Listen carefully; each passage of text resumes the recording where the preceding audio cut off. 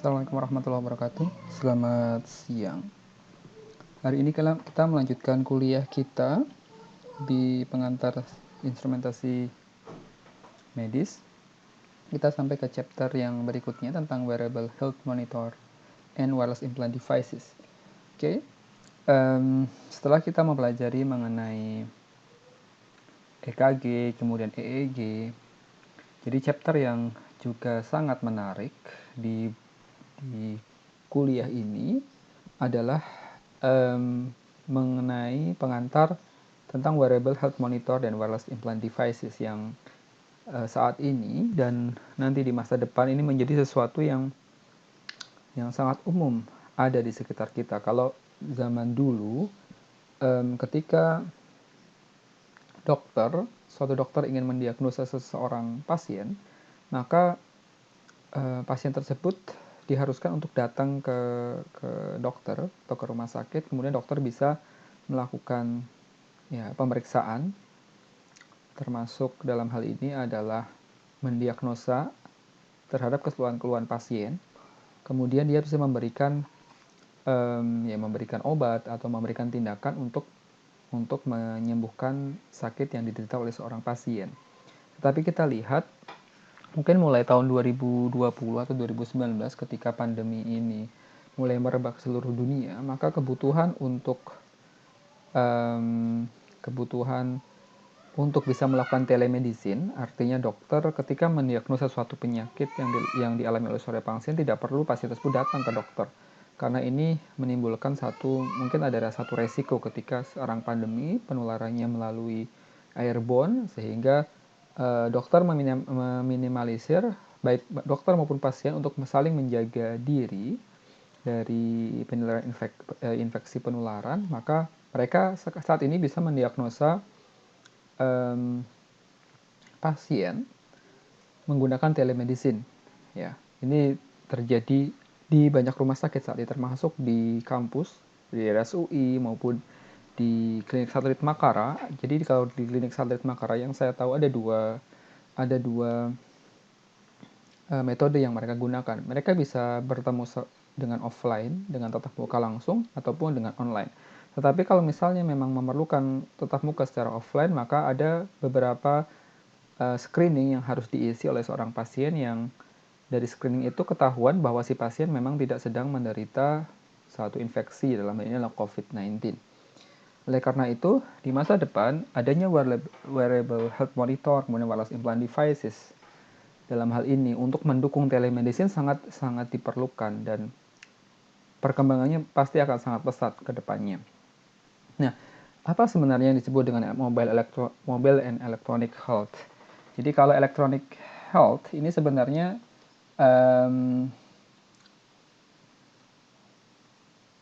kaitannya adalah integrasi aplikasi-aplikasi medis secara elektronik. Nah, elektronik ini dalam hal ini lebih luas kaitannya dibandingkan dengan mobile health. Karena mobile health ini kita langsung bisa mendapatkan informasinya dari mobile phone. Jadi kalau kita lihat misalnya ini ada seorang pasien di gambar B, dia mengenakan wearable atau wireless eksternal atau menggunakan wireless implant. Kemudian sensor yang ada di tubuh pasien ini dihubungkan dengan mobile dengan menggunakan Bluetooth.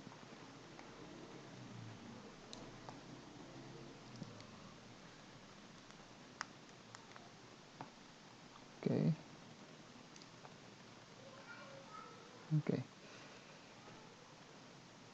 Jadi di sini dihubungkan dengan Bluetooth ke mobile phone, demikian juga dengan wireless implant dihubungkan dengan receiver, kemudian dihubungkan antara receiver tersebut dengan Bluetooth. Kemudian dari mobile phone maupun dari Bluetooth receiver akan ditransfer ke medical record, dalam hal ini adalah server. Ini adalah server. Kemudian seorang physician, dalam hal ini adalah tenaga medis, itu bisa melihat apa yang terjadi di tubuh pasien. Dalam hal ini apapun sensor yang dipasangkan dalam pasien, baik itu misalnya sensor untuk mengukur kadar glukosa dalam darah atau heart rate atau misalnya SpO2 atau apapun itu, kita bisa record, kita bisa simpan di dalam server, kemudian tenaga medis itu bisa mengakses secara terbatas, tentunya tidak bisa dilihat oleh orang lain ya, untuk melihat record pasien time by time. Kalau di konvensional medis itu kan seorang pasien mungkin dijadwalkan setiap seminggu datang ke dokter, kemudian di-record bagaimana glukosanya, tekanan darah, dan seterusnya. Kalau dengan menggunakan alat seperti ini, yang dia terkoneksi dengan internet, sensor tersebut, maka seorang dokter itu bisa mengawasi apa yang terjadi dalam tubuh pasien. Demikian juga kalau misalnya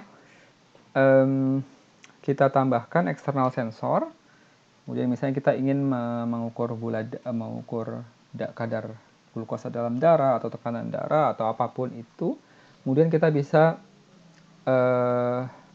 injeksikan atau kita pasang dalam tubuh pasien, kemudian kita akan dapatkan hasilnya di mobile, baik itu bisa dilihat oleh pasien secara langsung maupun ditransfer ke server dan dilihat oleh seorang dokter. Nah, oleh karena itu seorang tenaga medis bisa memberikan reminder kepada pasien, misalnya kadar glukosanya tinggi dalam hal ini, atau pasien juga bisa mengakses di server apa yang terjadi dalam tubuhnya selama waktu demi waktu.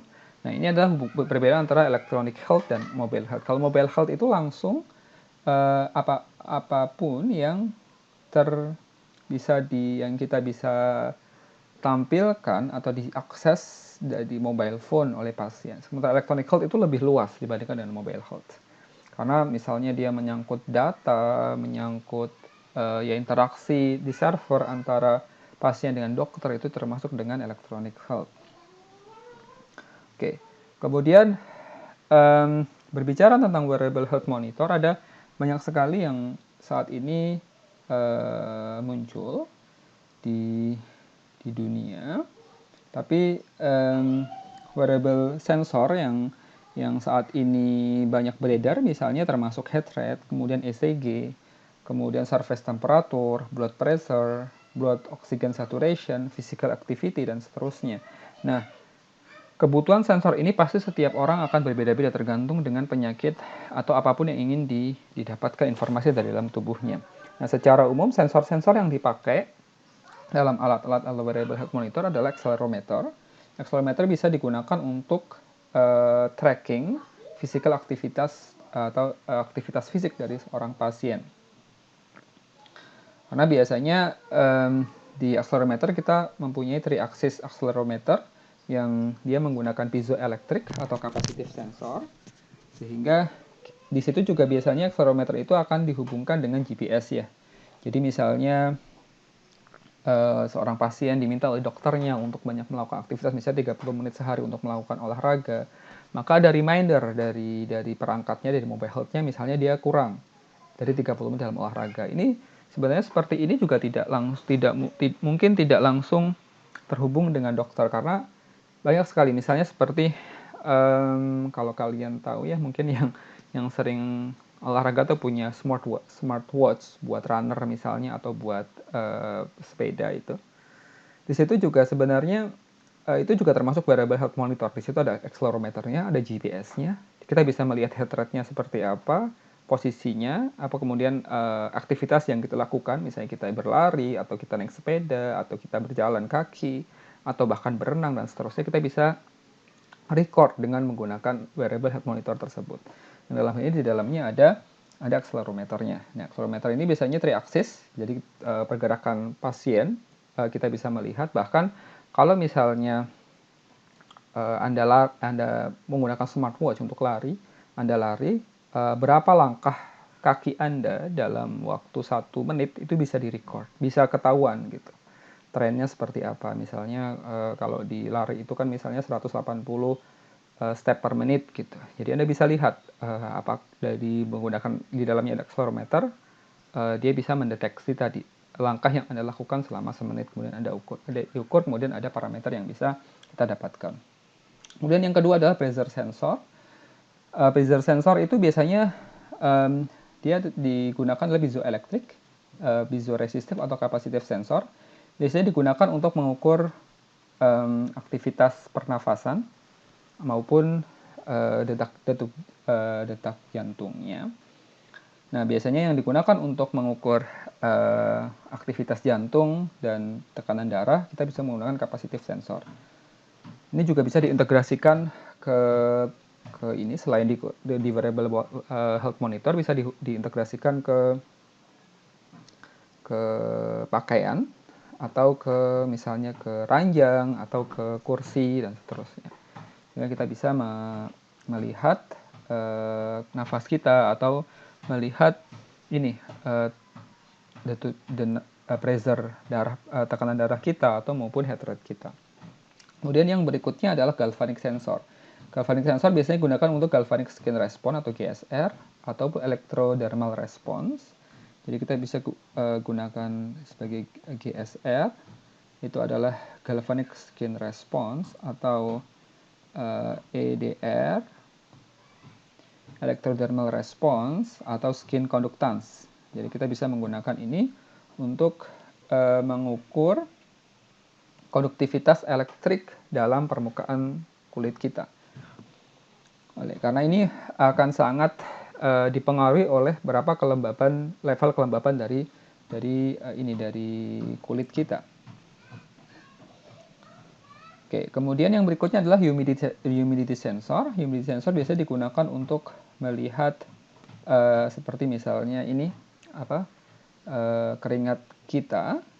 Kemudian dari situ kita bisa melihat seberapa aktif kita dalam melakukan aktivitas, kemudian terukur berapa keringat yang keluar dari kelenjar keringat kita. Ini ada beberapa sensor yang sering digunakan dalam wearable health monitor. Ini ada beberapa contohnya. Ini digunakan untuk mengukur yang A sama B untuk mengukur blood pressure, kemudian untuk mengukur heart rate, kemudian galvanic skin response. Kemudian ini kalau misalnya diaplikasikan dalam pakaian. Kemudian yang gede ini adalah EEG. Ini adalah EEG portable yang digunakan untuk merekam aktivitas otak seperti yang dijelaskan di pertemuan yang sebelumnya. Kemudian ada juga wearable health monitor yang lain, contohnya misalnya Tato. Seperti ini ya, ini salah satu aplikasinya yang mengukur lactate level. Jadi lactate level atau mengukur, nanti ujungnya adalah mengukur kadar glukosa.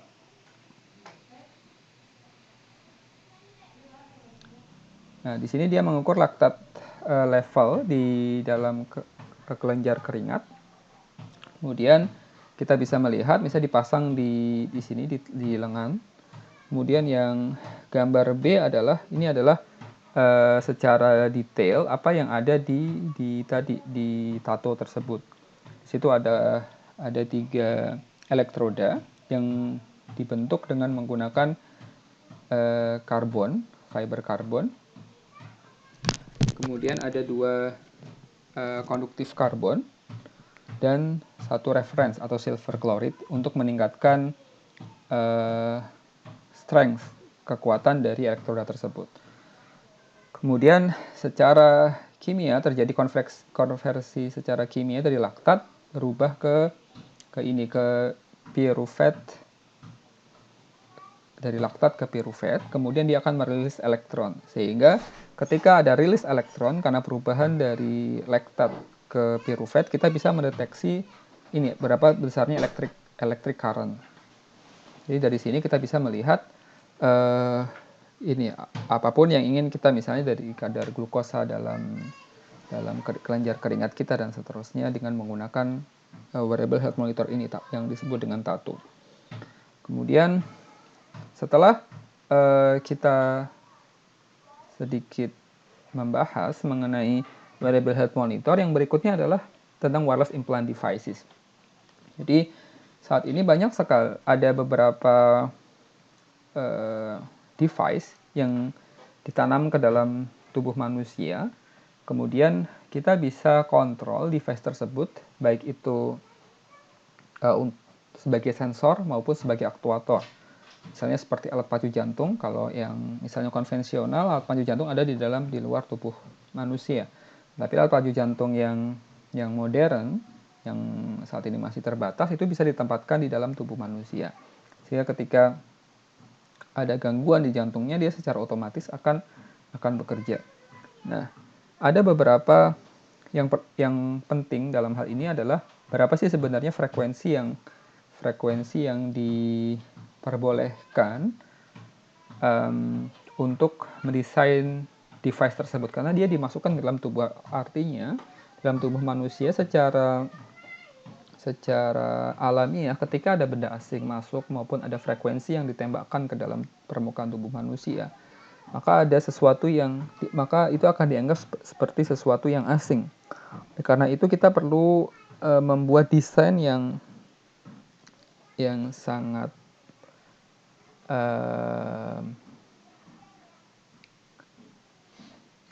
bagus, sehingga itu tidak akan berpengaruh, tidak akan memberikan efek apa-apa ke dalam tubuh manusia. Oleh karena itu, yang pertama kali dibahas dalam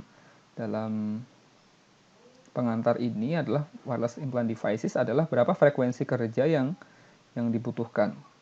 Ada beberapa frekuensi band utama untuk wearable maupun implant devices. Yang pertama ada MDSR, itu dari 401 sampai 406 MHz. MDSR itu adalah Medical Device Radio Communication Services. Kemudian yang kedua adalah WTMS, Wireless Medical Telemetry System. Dia beroperasi di 608 sampai 614 MHz, 1,3 kilo sampai 1,395 sampai 1,4 GHz. Kemudian 1,427 sampai 1,4295 GHz. Kemudian yang ketiga adalah ISM. Ini yang sering digunakan dalam riset biomedik. Itu adalah Industrial, Scientific, and Medical. Selain untuk medical, ini juga digunakan untuk aplikasi-aplikasi baru di bidang industri. Jadi beberapa frekuensi band yang umum adalah di 13,56 MHz, kemudian dari 418 sampai 433,9 MHz, 922 sampai 928 MHz, dan 2,4 sampai 2,483 ini ya, 2,4 sampai 2,483 GHz. Kemudian yang terakhir adalah ultra wideband dari 3,1 sampai 10,6 GHz. Nah, ini ada beberapa frekuensi yang secara luas dikenal dan kita bisa gunakan frekuensi ini untuk membangun device, baik itu wearable device maupun untuk wireless implant devices. Nah, bagaimana caranya kita mengetahui frekuensi yang paling optimum untuk device kita? Jadi, energi yang diabsorb ke dalam tubuh manusia itu akan meningkat. Jadi kalau misalnya kita tembakkan satu device, kita ingin transmit data atau kita ingin transfer power, maka semakin besar frekuensinya, maka energi yang diabsorb, yang diserap oleh tubuh manusia akan semakin tinggi. Oleh karena itu,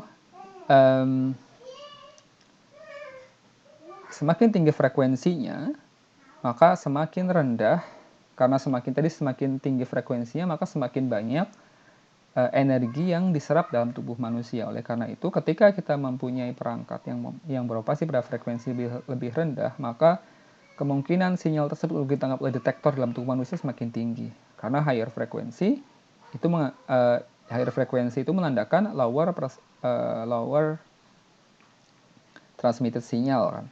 Jadi kalau semakin kita ingin menaikkan persentase keterterimaan sinyal di detektor kita dalam tubuh manusia, maka kita perlu menurunkan frekuensinya. Kemudian yang berikutnya adalah ketika kita oleh karena itu kaitannya ketika kita ingin memilih suatu frekuensi, maka kita juga memikirkan berapa ukuran optimal dari suatu antena, karena semakin besar frekuensinya, lambda itu kan C dibagi F ya. Nah, lambda ini kan antena. Kalau kita desain antena, kita biasanya yang kita perhatikan adalah berapa besar panjang gelombangnya, lambdanya. Kita bisa desain antena misalnya 1/4 lambda, atau 1/12 lambda, 5/8 lambda, dan seterusnya. Oleh karena itu, ketika kita punya frekuensi rendah, otomatis lambdanya juga panjang. Ketika kita ingin meningkatkan besarnya sinyal yang diterima oleh detektor, maka kita perlu menurunkan frekuensi. Tetapi konsekuensinya adalah lambda menjadi lebih besar. Oleh karena itu, size antenanya juga akan semakin besar. Oleh karena itu, kita perlu memilih frekuensi yang paling cocok sehingga sinyal yang kita kirim itu bisa diterima oleh detektor maupun ukuran dari antena yang dipasang dalam tubuh manusia atau di luar itu bisa tidak terlalu besar sehingga mudah untuk diinjeksikan. Dan kemudian yang berikutnya adalah frekuensi yang didesain harus sesuai dengan standar. Nah, kemudian selain itu kita juga perlu melihat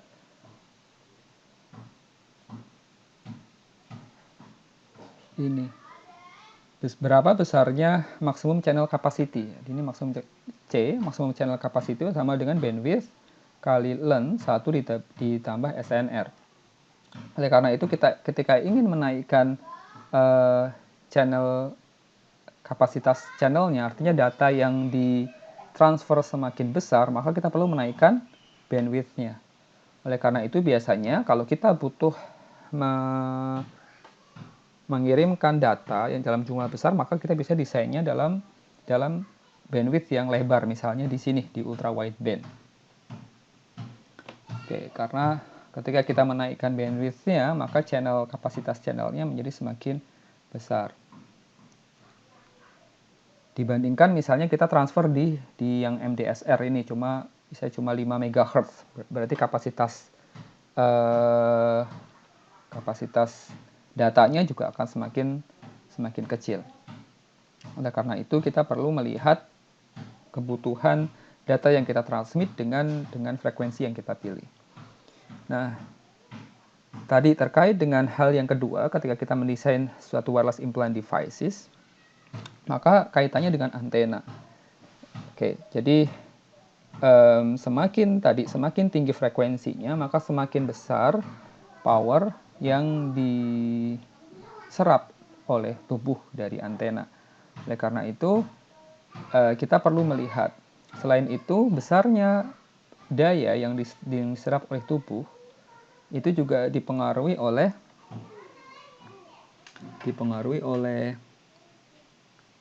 konduktivitas dari jaringannya. Ini adalah konduktivitas jaringan.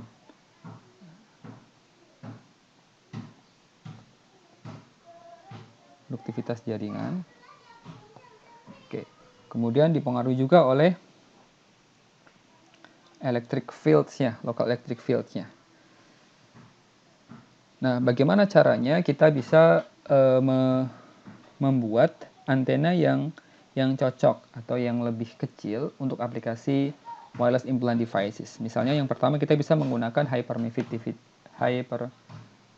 substrate. Kemudian yang kedua, kita menggunakan spiral atau helical structure, sehingga tadi kebutuhan length dari antenanya kan dipengaruhi oleh lambdanya. Sehingga kalau kita bikin dia spiral misalnya, maka itu akan lebih kecil dibandingkan misalnya kita desain dia secara planar. Kemudian kita juga bisa bikin stacking small antenna untuk membuat composite antena, atau menggunakan special structure misalnya seperti ini, inverted F antena. Nah, hal lain dari wireless implant devices selain antena dan frekuensi itu adalah modulasi. Jadi kalau kita lihat ada beberapa tipe modulasi, ASK, amplitude shift keying, kemudian jadi ketika kita mentransmit data berdasarkan perbedaan amplitudenya.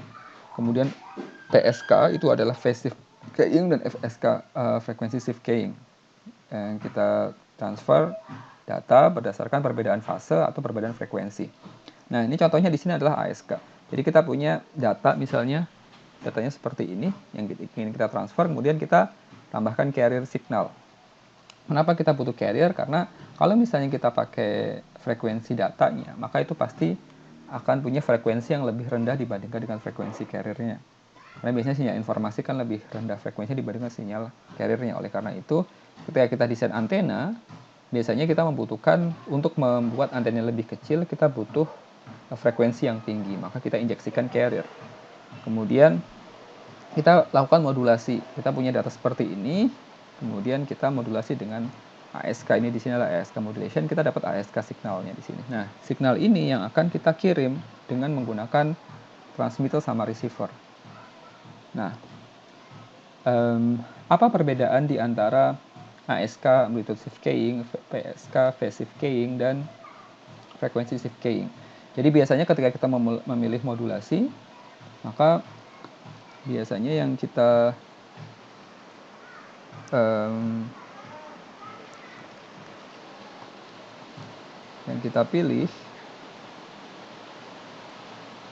pilih adalah yang pertama berdasarkan powernya, kemudian yang kedua adalah berdasarkan bandwidth-nya, kemudian yang ketiga adalah sistem efisiensinya.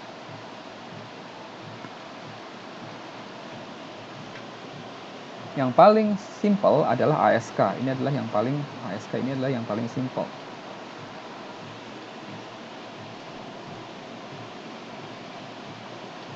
Kemudian kalau FSK adalah kita menggunakan dua frekuensi yang berbeda untuk melakukan transmisi. Sementara PSK atau phase shift keying kita butuh memodulasi fase dari carrier dengan fase sinyal informasinya. Nah, secara umum ASK itu dia simple modulasi, tetapi dia mempunyai low SNR. Jadi sinyal to noise ratio-nya itu paling rendah dibandingkan dengan modulasi yang lain. Kemudian dia punya high error probability yang tinggi atau low immunity noise. Jadi dia sangat mudah dipengaruhi oleh noise. Kemudian dia punya high bandwidth efisiensi dan low power efisiensi.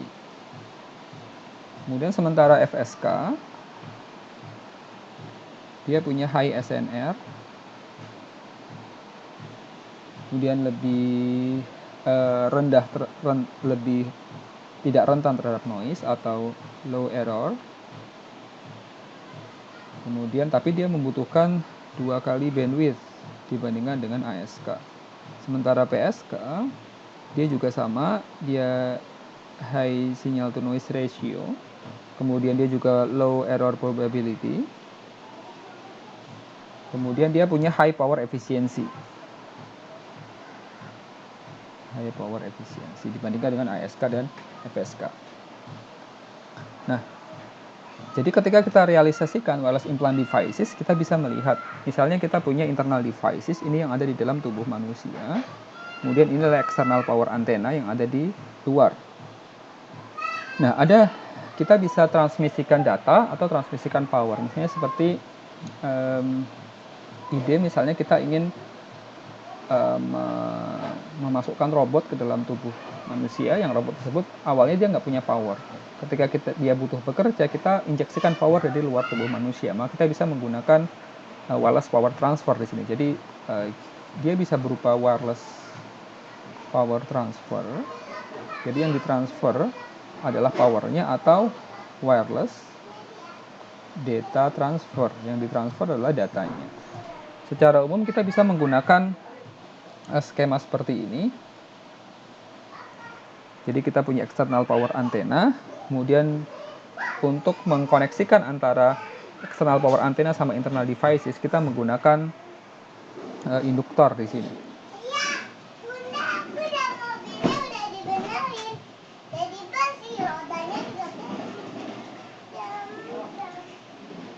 Nah, kita menggunakan induktor. Nah, besarnya frekuensi atau omega 0 itu adalah 1 dibagi akar LC.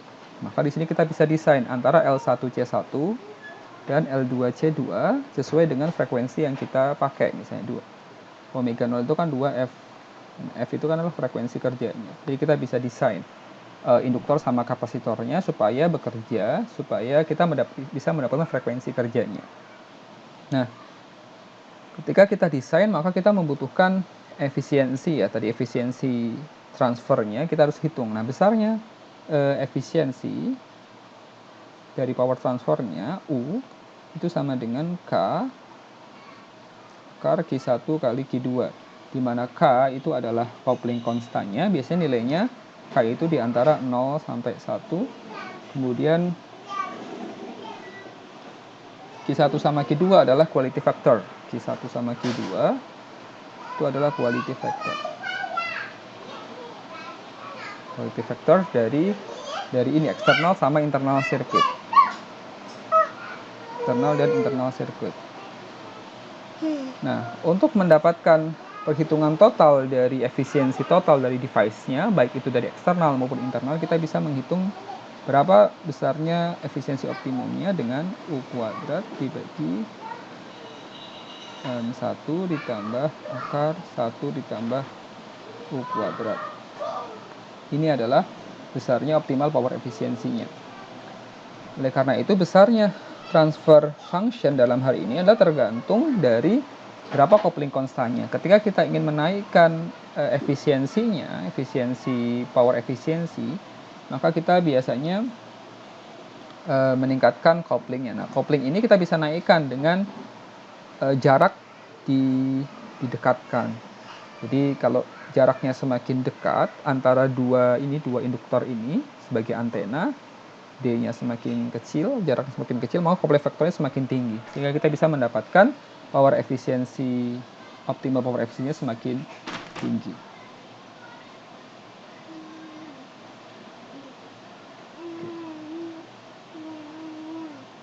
Oke, saya rasa ini untuk pengantar dari wireless implant devices dan wearable health devices. Terima kasih atas perhatian Anda. Selamat siang. Assalamualaikum warahmatullahi wabarakatuh.